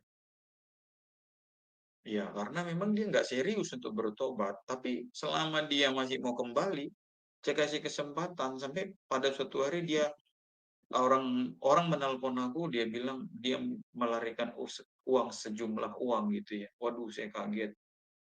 Lalu saya cari dia, saya telepon, nggak diangkat lagi teleponnya. Nah ini bukan pengajaran, nah ini nanti pengajarannya. Tapi ini kelakuannya. Akhirnya memang gitu Pak. Orang-orang yang sesat itu, yang bidat tadi itu ya, kalau memang udah nggak bisa kita diskusikan, ya udah. Kita salaman aja sama dia, udah jalanlah, tempuhlah jalan. Yang penting jangan diganggu penggembalaan. Jangan dia tarik-tarik domba-domba yang lain untuk dia sesatkan. Nah kita bentengilah penggembalaan kita ya. Kita bentengi, kita jaga dengan pengajaran. Itulah pentingnya mengajar atau pembelajaran itu ya. Jadi sikap tegas kita adalah memutuskan diskusi kita, soal jawab kita kepada orang itu kalau sudah kita kasih kesempatan sampai beberapa kali. Gitu ya Pak? Iya. Dan saya pernah kenal seorang yang saya maksud Pak, inisialnya SDS. Jadi dia memang ada laporan Pak dari orang-orang lain juga. Memang dia ke situ. Dia nama ininya itu OP, nama aliran dia. Jadi memang orang-orang sudah nasihatin dia, terus muncul lagi dia, kok kaget, kok bisa ada lagi dia nih. Pokoknya dia sudah pulang dari pekerjaannya di luar negeri. Nah saya kaget nih, ini kok bisa aksesnya kok bisa masuk ke dalam sini lagi gitu loh. Maksudnya ke dekat-dekat sekitaran kan, berarti kan teman-teman itu yang memang jiwanya sudah menasehati, pikirannya sudah menasehati, perkataannya sudah memberikan nasihat berkali-kali, sudah dalam diskusi yang wajar, tapi tidak mempan juga, dia nggak bertobat juga, dan mereka sudah dijauhi dong. Mungkin caranya akhirnya di penjauhannya itu dia pergi ke luar negeri loh, nggak bisa bebas dong ke Zoom atau ke channel-channel atau ke TikTok. Nah akhir-akhir ini dia datang, dan saya tahu dong latar belakang dia OP tadi kan alirannya. Dan saya lihat, saya dapat laporan lagi, saya cek yang orang-orang dekat dia yang mungkin dulunya satu tim, membuat laporan lain. Ternyata dia ini punya masalah besar sebenarnya, masalah yang berdosa gitu. Jadi saya sekarang kaget. Jikalau orang ini masih diberi kesempatan kesekian kali, gimana Pak pengembalaan kita? Pengembalaan diberi lagi setelah selesai yang ayat 10 Pak, maaf nih. Seorang bidat yang sudah 2 kali kau nasihati, hendaklah kau udah dijauhi, tapi ada kesempatan lain, dia mendekat lagi Pak. Ini gimana Pak pengembalaannya? Kalau umpamanya ini kasus terjadi sama saya kan memperhatikan Pak ya. Kita gembalakan dulu dia, jangan dikasih kesempatan melayani. Tapi kalau kesempatan untuk bertobat kita kasih. Kita gembalakan dulu dia, kita panggil bicara empat mata. Kalau kamu memang mau melayani lagi, ayo kita cuci dulu, kita brainstorm dulu otaknya kan, kita cuci otak dulu. Biar dibuang dulu semua pengajaran apa ya, pemahaman-pemahaman salah dia itu gitu, supaya dia jangan ternyata kayak memasukkan ular gitu kan. Ular yang beracun katanya sudah dibuangi racunnya, tapi ternyata dia lilit kita. Nah, itu kan berbahaya. Jadi dia tidak pakai racun, dia pakai kekuatan melilit. Nah, kan iblis bisa begitu. Nah, tentu kita gembalakan. Tapi kita dengan kewaspadaan tentunya. Iya. Tapi biasanya sih agak susah ya, agak susah untuk orang-orang yang sudah terdoktrin, kemudian dia pernah melawan kita, maksudnya melawan ajaran yang kita pegang, lalu kemudian pada suatu hari dia ingin balik, memang agak susah itu untuk diterima. Tetapi nggak apa-apa, kita gembalakan dia. Kita gembalakan. Dia jadi jemaat yang biasa, kita diskusi, kita ajar terus, sampai betul-betul kita perhatikan dia udah bersih atau belum. Jadi memang di sini butuh pengawasan. Dan disitulah peran penggembalaan atau pastoral itu ya. Untuk membersihkan kotoran-kotoran yang melekat di batinnya melalui pengajaran yang dia terima atau dia ambil dari mana. Nah, saya pikir di situ peran dan fungsi penggembalaan. Kesempatan bertobat yang kita kasih, bukan kesempatan melayaninya. Ya, baik. Oke. Terima kasih Pak Edwin atas jawabannya, sangat clear. Jadi kita sebenarnya kalau ada orang-orang yang berbeda pendapat, doktrin yang terhadap kita sebagai anak Tuhan nggak boleh memusuhi. Tetapi kita tidak boleh menerima juga pengajaran yang berbeda dengan kita. Jadi kita harus tahu membentengkan diri kita harus bisa membedakan. Jadi anak-anak Tuhan kalau memang di luar sana ada aliran-aliran yang berbeda dengan kita, cobalah buka hati ya dengan lapang dada. Perbedaan itu ada ya, perbedaan itu. Tapi itulah makanya pentingnya kita belajar firman Tuhan yang benar supaya kita tahu apa itu firman Tuhan yang benar-benar. Nah, kebetulan saya dengan Bang Kodek satu pemahaman ya. Satu pemahaman bahwa kami menerima firman Tuhan yang sama dari sudut pandang yang sama gitu. Tapi kalau di Zoom sini ada orang berbeda-beda, tentu saya welcome sebagai pemimpin di dalam Zoom Sema Adonai. Saya mau welcoming siapa saja boleh datang.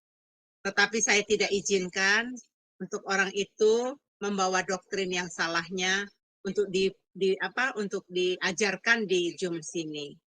Ya, jadi itu hanya informasi aja. Baik, untuk Mas Agus, silakan Mas Agus.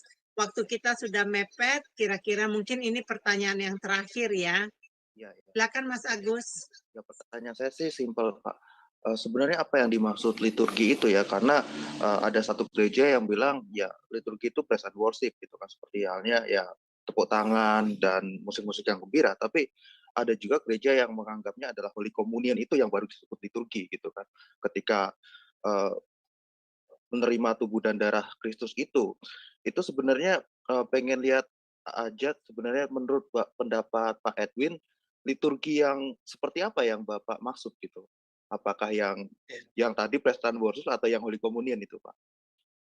Itu aja, Pak. Ya, akhirnya kan gini, Pak. Liturgi yang saya maksudkan di sini adalah liturgi dalam pemahaman sederhana ya, dalam pemahaman praktis. Kita ambil jalan tengahnya aja, yaitu tata ibadah di gereja. Itu yang saya maksudkan. Jadi liturgi yang saya maksudkan tadi adalah tata ibadah di gereja. Nah, itu aja sih, Pak. Jadi pemahaman praktikannya aja yang saya gunakan. Tidak sampai ke dalam-dalam gitu. Ya, Jadi jadi yang saya maksudkan tadi. ya, jadi dua-duanya bisa dianggap liturgi juga ya, Pak ya. Tergantung memang setiap gereja pemaknaan liturginya kan beda-beda gitu loh, Pak, maksud saya. Iya, betul. Ya, yang Makanya kan untuk di STT untuk mata kuliah liturgika itu 2 SKS, Pak, membahas gitu-gitu semua ya. Jadi intinya memang liturgi itu ya tata ibadah di sebuah gereja.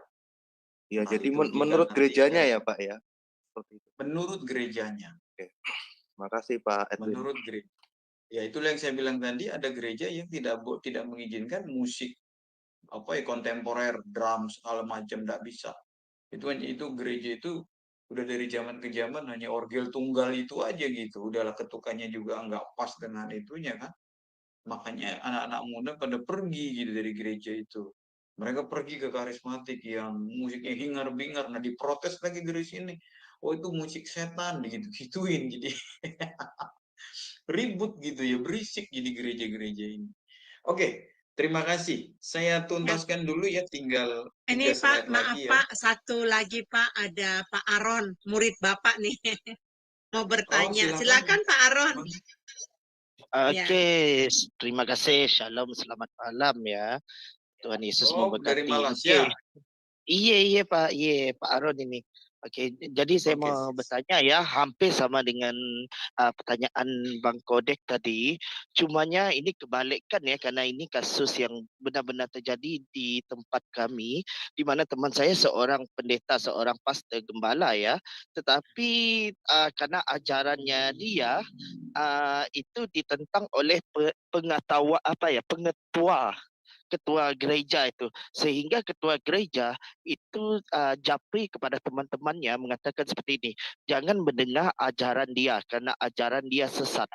Dan saking tidak puas hati, ketua gereja itu pergi ke rumahnya juga dan berbincang tentang hal itu, tetapi ketua gereja itu tidak bisa menemukan yang mana satu sesat ya, sehingga rami dari jemaat-jemaat itu keluar dari gereja itu karena olah si ketua gereja.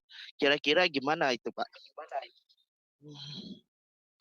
Secara saya tidak tahu persis ya Pak, kesesatannya di mana gitu ya. Itu kan bisa jadi tuduhan semata atau karena bisa Allah entah banyak masalah tuh Pak. Maksud saya banyak ada beberapa latar belakang yang harus kita teliti. Apakah benar-benar ajarannya sesat atau ada faktor-faktor yang lain. Itu Pak, karena Pak, bukan ajarannya ya Pak, tapi karena bertentangan dengan biasanya doktrin Pak. Karena sebelum ini gereja lama saya itu dari Injili Karismatik ya, Injil Karismatik itu nama gereja itu BEM atau SIB kalau bahasa kami sini.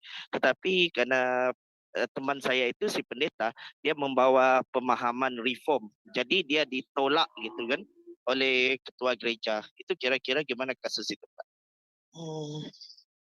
Di mana beda ya, doktrin sehingga dibilang sesat dan membatasi dia yang paling gak enak itu dia japri kepada jemaat-jemaat lain mengatakan begini, jangan dengar ajaran pendeta itu, dia sesat, sehingga hampir setiap minggu setiap minggu mereka itu bisa dikatakan sinetron lah gitu, khotbah di atas yang di bawah itu kagak dengar maksudnya.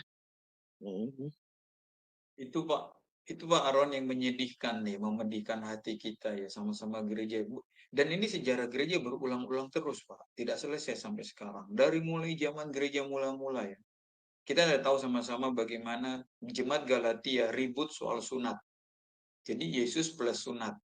Lalu kemudian puji syukur ya, Paulus mengalah, maka muncullah sinode yang pertama ya. Maksud saya, muncullah konsili yang pertama di Yerusalem yang dipimpin oleh Yakobus. Nah, diputuskan bahwa orang-orang non-Yahudi yang masuk Kristen boleh, tak harus disunat. Lalu kemudian muncul soal perbedaan Yesus itu manusia Allah atau Allah yang jadi manusia muncul, dan sampai hari ini perdebatan itu muncul. Lalu kemudian muncul lagi soal keselamatan bisa hilang ataukah keselamatan tidak bisa hilang. Keselamatan itu ditentukan Tuhan atau nanti ditentukan untuk yang binasa. Ini semua pergumulan-pergumulan gereja yang herannya sampai sekarang nggak pernah tuntas, Pak. Karena gereja mempertahankan itu, menjaga ini aliran Lutheran, nanti Luther lah yang pegang, ini Reform, Calvin yang dipegang, pokoknya ajaran Calvin yang paling benar. Ini Zwingli yang paling benar. Ini metodis yang paling benar. Nah sampai sekarang Pak, sampai hari ini muncul, itu sejarah gereja berulang hingga hari ini Pak, dan ini yang memedihkan hati kita. Nah, jadi saya berharap, bersyukur juga bahwa orang-orang yang kan di sini juga kita ini macam-macam ya, makanya ya harus selektif ya di Bu Heni memilih para pembicara supaya benar-benar Shema ini jadi berkat lintas denominasi, lintas sinode, lintas apapun. Yang penting membawa jemaat bertumbuh kepada Yesus Kristus. Kita tidak mengagungkan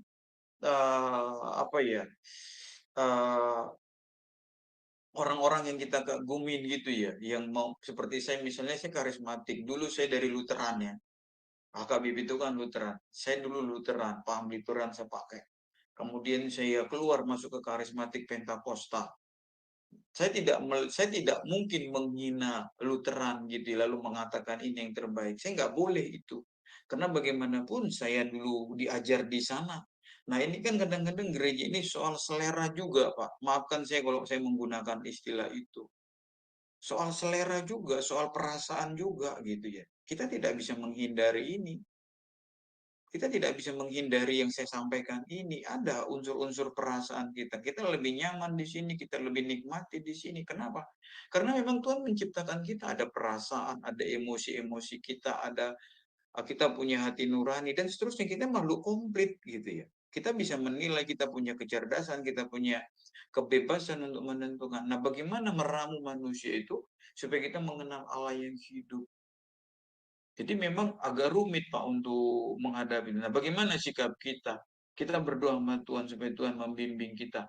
Yang tidak boleh, yang kurang baik saya sampai menurut saya adalah tidak boleh kita menuduh orang lain itu sesat. Itu yang nggak boleh. Lutheran berantem sama Calvinis, misalnya berantem sama karismatik, Arianus gitu ya, ribut di situ sampai pecah abang adik berantem apa gitu ya. Padahal semua mengaku menyembah Yesus, semuanya mengaku melayani Tuhan Yesus. Itu kan tadi soal pemahaman kalau saya sampaikan tadi soal selera aja. Kemampuan untuk menafsir itu aja kok. Perbedaannya cuma di situ. Kan kita mau hidup kudus juga, hidup kita mau benar, mau jujur, mau adil, kan itu yang mau kita perjuangkan. Kalau kita diajarkan gara-gara nggak ikut ini kita bilang bunuh, dia jahat, dia sesat, dia masuk neraka. Loh, kita jadi Tuhan dong. Tuhan Yesus saja nggak pernah ngomong begitu kan. Nah, betul ya, kita membentengi menurut kebenaran firman Tuhan. Gitu ya Pak. Mungkin nggak puas Pak Aaron, tapi ya gitu yang bisa. Memang nggak bisa tuntas Pak. Nggak bisa. Makanya ayo, ini Bapak Ibu yang ikut SEMA, ikut RBU, itu orang-orang nekat sebetulnya. Orang-orang yang nekat itu ya berani keluar dari zona nyamannya. Tentu Bapak Ibu akan berhadapan dengan saya, dengan Pak Jus, dengan yang kami pun punya warna-warna juga. Tapi kalau masih mau mendengar, masih mau belajar, saya bilang itu kan orang-orang hebat. Dan ini bukan untuk keuntungan kami loh Bapak Ibu. Bu Heni juga di sini kan membuka ini. Ini untuk keuntungan Bapak Ibu sendiri gitu ya. Semakin banyak guru, semakin banyak ide, tentu kita akan membentuk teologi kita, Pak Aron ya. Teman-teman kan diharapkan membentuk teologi masing-masing. Apa yang kami sampaikan boleh disaring, nggak cocok ini buang aja gitu, jangan ribut gitu. Nggak usah kita bilang oh Pak itu sesat, nggak usah gitu ya. Nanti kita semua kan di hadapan pengadilan Allah gitu ya Pak. Gimana Itu, Pak Aron? Ya. Oke, amin. Terima kasih atas jawabannya, Pak. Dan sebelumnya saya benar-benar berterima kasih kepada Bu Hen karena memperkenalkan saya RBO Malah Shema Adonai. Pengajarannya sepanjang ini emang nggak ada kaitan dengan denom ya, Pak. Dan jujur saya katakan luar biasa karena kita bukan denom yang menyelamatkan kita, tetapi ajaran Alkitab itu, firman itu yang hidup. Mantap. Karena itu saya jujur ya Pak, karena kasus itu berlaku dengan teman saya juga ya pastor itu, sehingga mereka membuat sinetron sangat sedih sehingga berlaku perpecahan itu. Dan tidak dinafikan juga ya, kalau Bapak tahu gereja BEM di tempat kami ada tempatnya itu dalam radius kurang dari 100 meter udah ada satu lagi, lain pendeta, lain kepala, lain jemaat. Dan yang menyedihkan ada satu lokasi, satu di lantai 3, satu di lantai 2. Lain kepala, lain jemaat. Wah, sangat sedih itu. Oke, apa-apapun terima kasih ya Pak atas jawaban dan terima kasih juga atas waktunya Bu Hen. Tuhan Yesus memberkati. Ya. Amin. Oke, saya terakhir nih tiga saya sampaikan aja. Hilang aku ya. Oke, saya ini dulu ya. Ada 3 slide terakhir. Ya. Jelas bahwa dalam PL Allah memberikan suatu gambaran dasar tentang pelayanan tanggung jawab gembala. Lalu Allah, nanti kita akan bahas ini ya kalau ada waktu, Mazmur 23. Dalam Mazmur 3 kita temukan Allah disebut sebagai gembala yang sempurna dan baik. Ia membaringkan, menuntun, menyegarkan, menyertai, dan menghidangkan hidangan di Sharingnya hadapan belum lawan kelihatan, kita. Pak. Apa, Bu? Sharingnya belum kelihatan. Oh ya? Coba saya ulang ya. Iya. Oh, saya agak ini kali, Bu.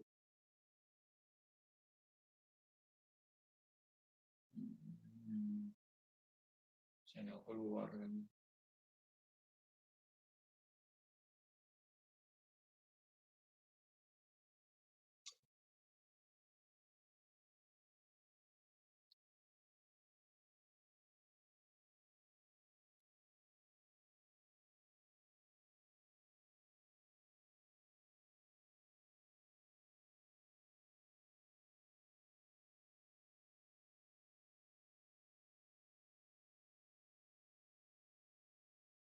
Ya, sabar ya, teman-teman.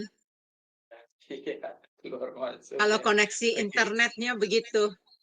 Iya. Ini ya. Oke. Nah, ini Ya, kelihatan, Pak. namun dalam penggembalaan yang mulia itu ternyata ada juga gembala yang gagal. Nah, ini dia yang melaksanakan pekerjaannya.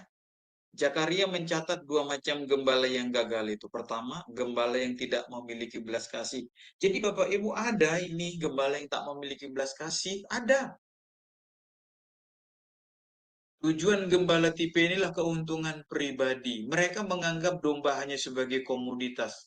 Ini gembala-gembala domba sembelihan kata Alkitab. Nanti Bapak Ibu bisa baca Zakaria 11 ayat 4 sampai 14.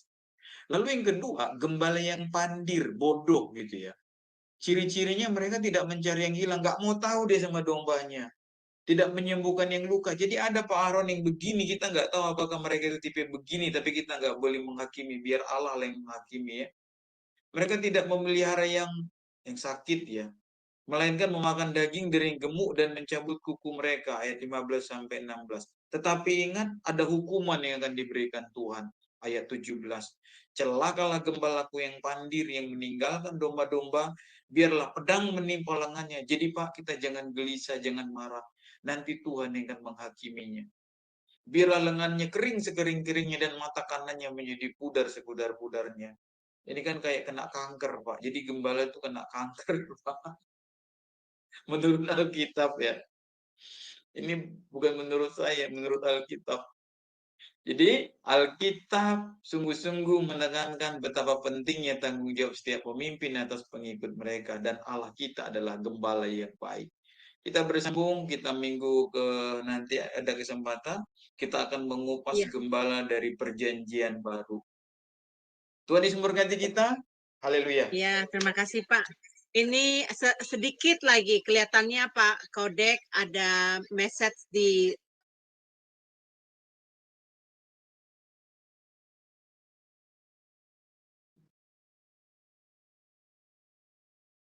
maksudnya tidak memberikan kesempatan kepada bidat. Oke, ini saya bacanya. Tidak memberikan kesempatan kepada bidat untuk melayani. Mengapa seperti ini perlu? Katanya orang mendengarkan atau mendengarkan bidat sudah dibentengi dengan ajaran yang benar atau kebenaran menurut firman Tuhan. Kenapa tidak diizinkan, Pak? Oh iyalah, kenapa? Karena dia membawa pengajaran yang asing gitu ya. Sama seperti kenapa Uza, kenapa anaknya Harun mati disambar Allah ketika mereka memberikan korban bakaran? Karena mereka memberi api asing. Allah sendiri menghukumnya. Keluar api dari tabut itu memakan ya di korban itu memakan anaknya Imam Harun loh. Itu tegas, artinya Allah tidak main-main. Memang itu zaman dulu ya, zaman sekarang memang agak lebih lunak gitu ya kelihatannya. Jadi orang sesat-sesat sekarang pun enggak, biar baik-baik saja gitu ya. Kalau Pak Kodek pernah dengar yang namanya Mangapin Sibuya ya, sorry saya sebutin nama ya, yang dulu dia bilang Tuhan Yesus mau datang tahun berapa itu ya, tahun 99 apa tahun berapa. Sampai sekarang beliau masih ada Pak, masih mengajar, kalau nggak salah dia buka pelayanan di Papua. Masih. Nanti coba dicari di YouTube-nya. Mangapin si Buaya. Dia mengatakan dia Mesias. Cari aja nanti Mangapin si Buaya. Itu heboh 3 tahun lalu apa 2 tahun lalu. Sebelum COVID apa ya. Ada Pak, Mangapin si Buaya. Nanti dicari aja. Dia yang mengajarkan. Jadi ini kan udah mengerikan. Tapi sampai hari ini dia buka gereja. Dia waktu itu di penjara. Tapi keluar dari penjara, dia buka lagi. Dan nanti Bapak cari di YouTube Pak. Mangapin si Buaya. Ketik aja di situ. Kalau masih ada ya, kalau belum di take down ya. Gitu ya Pak. Jadi memang ya kita nggak, kalau memang orang ini sudah membahayakan, ya jangan dikasih. Tapi saya bilang tadi kita gembalakan. Jangan kasih dia mengajar, tapi digembalakan. Nah, itu dia ya. Jangan kasih kesempatan untuk mengajar dong. Masa harus mengajar? Tapi Ya. kesempatan untuk digembalakan mesti harus. Gitu. Jadi saya tidak bilang dia kasih kesempatan untuk tidak digembalakan, bukan itu. Saya bilang kasih kesempatan untuk digembalakan. Tapi kalau dia ngotot ingin mengajar untuk memasukkan ide-idenya, ya tunggu habis digembalakan dulu dong. Setelah sembuh, baru dia kembali.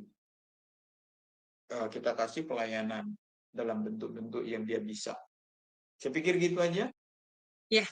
Tuhan Yesus memberkati. Baik, Pak. Terima kasih. Jadi pelajaran hari ini kita sudah selesai, Bapak Ibu. Nanti untuk waktu yang akan datang kita akan kabarkan tergantung schedule dari Bapak Edwin karena dia dosen yang sangat padat schedule-nya. Jadi dia terlihat, nanti kita lihat kapan waktunya dan kita akan umumkan lagi. Tentunya pelajaran ini belum selesai dan akan dilanjutkan lagi di beberapa minggu ke depan ya.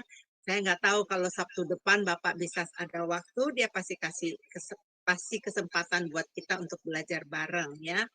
Jadi Bapak Ibu yang terkasih, mengenai pelajaran hari ini kita boleh belajar bagaimana kita harus belajar kepada gembala kita yang baik. Gembala kita yang baik itu penuh kasih. Benar nggak Pak? Ya, Gembala kita betul. penuh kasih. Betul. Dan Tuhan tidak mengajarkan kita untuk memusuhi mereka ya, orang-orang yang berbeda dengan kita. Kita juga nggak salah kalau bersahabat dengan mereka, berteman dengan mereka. Bukan berarti dengan kita berteman dengan mereka, kita menerima apa yang mereka ungkapkan. Tentunya setiap kita sudah punya benteng sendiri. Makanya saya mengajak kepada setiap teman-teman, ayo belajar secara formal ya. Pak Edwin adalah ketua dari RBO, dosen kami. Nanti akan ada pembukaan kelas. Kapan Pak pembukaan kelasnya yang baru Pak Win? Mungkin bulan 9 Bu, nanti kita menerima pendaftaran baru. Bulan 9, oke. Bulan September adalah pendaftaran yang baru, angkatan yang ketiga. Saya sama teman-teman di sini angkatan yang kedua. Angkatan yang pertama sudah ada juga masih mereka belum lulus ya. Untuk Bapak Ibu yang terkasih, saya ingin memberitahukan RBO ini adalah sekolah online melalui Zoom. Pertemuannya hanya 1,5 jam dari pukul 19.30 malam WIB ya, waktu Jakarta WIB 19.30 WIB sampai jam 21 WIB. Hari Senin, hari Selasa, hari Rabu. Kalau Bapak Ibu bertanya, berapa biayanya Bu? Tidak dikenakan biaya sama sekali. Tidak ada uang komitmen. Yang diminta adalah keseriusan kalian mau belajar. Belajar nggak rugi loh. Saya aja belajar lagi. Kayak Pak Edwin, sudah titelnya banyak sekali. Tapi dia mau masuk lagi, mau ngambil dokter. Apa Pak? Mau ngambil pelajarannya? Kalau nggak psikologi, hukum Bu. Wow, tuh lihat tuh. ilmu nggak pernah habis-habisnya kita pelajari. Jadi kita terus belajar untuk upgrade diri kita ya. Bapak Ibu kalau ingin belajar di RBO, di link ada Zoom Sema Adonai, naik ke Zoom, tanya Henny, nanti saya kasih informasi lebih lagi. Gratis Bapak Ibu ya untuk hadir. Ya, untuk Pak Edwin silakan untuk closing statement-nya dan untuk doa buat kita semua. Ya, Bapak Ibu, sederhana aja saya mau sampaikan, kita punya Allah yang menyatakan dirinya sebagai seorang gembala. Maka jangan pernah meragukan kasih sayang, kesetiaan, penjagaan, pemeliharaan, dan rencana agung Sang Gembala Agung kita kepada diri kita, pasangan hidup kita, keluarga kita, perusahaan kita, pekerjaan kita, apapun yang ada pada kita, asalkan kita mau hidup untuk Dia, hidup dalam naungannya, menyembahnya, dan menjadi domba yang benar, domba yang bersandar sepenuhnya pada Allah kita. Tuhan Yesus memberkati kita, selamat menikmati kasih sayang Gembala Agung dalam kehidupan kita setiap hari. Mari kita berdoa. Bapa terpuji namamu, kami mengucap syukur Engkau Gembala yang baik, Engkau Gembala yang agung, Engkau berkata, akulah Gembala, kamulah domba-dombaku sekalian. Terima kasih untuk pemelihara, untuk perawatanmu, penjagaanmu. Kami berdoa jika ada yang sakit di antara kami, entah saudara kami mohon kesembuhan dari Allah Bapa di dalam nama Tuhan Yesus Kristus Allah kami yang hidup, disembuhkan. Jika ada orang-orang yang memiliki permohonan-permohonan khusus, menginginkan keturunan, Tuhan menjawab. Tuhan menolong yang lagi bermasalah dengan hubungan-hubungan suami istri kekerabatan. Tuhan menolong, mempersekutukan kembali, mendamaikan lagi di dalam nama Tuhan Yesus Kristus. Terima kasih Bapak, berkati Bu Eni dan tim, berkati Sema ini menjadi salah satu alat tangan Tuhan untuk mewartakan kebenaran Tuhan melalui kelas-kelas belajar. Kami akan beristirahat malam hari ini. Kiranya damai sejahtera dan cinta kasih dari Allah Bapa di dalam nama Tuhan Yesus Kristus dan persekutuan Roh-Nya yang kudus menyertai kita mulai sekarang sampai selama-lamanya. Haleluya. Amin.